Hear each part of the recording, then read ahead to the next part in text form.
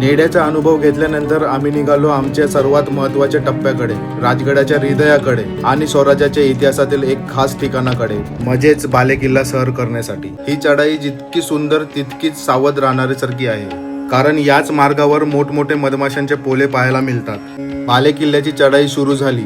आतापर्यंतच्या चढाई कठीण होती, पण खरी परीक्षा आता सुरू झाली होती. उंच पायऱ्या, अरुंद वाट आणि डोक्यावरचं कडक ऊन.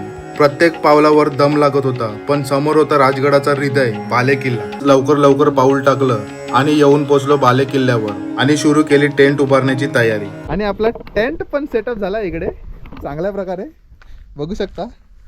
तर मंडळी, सूर्यास्त होत आहे. तेवढ्यात गडाच्या पाठीमागे सूर्यास्त होऊ लागला.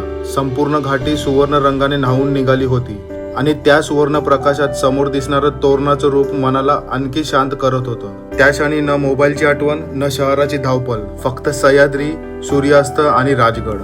तर मंडळी, आजसाठी एवढंच. पूर्ण व्हिडिओ आपल्या यूट्यूब चॅनलवर अवेलेबल आहे. तसेच पुढचा भाग बघण्यासाठी चॅनलला नक्की सबस्क्राईब करा. धन्यवाद.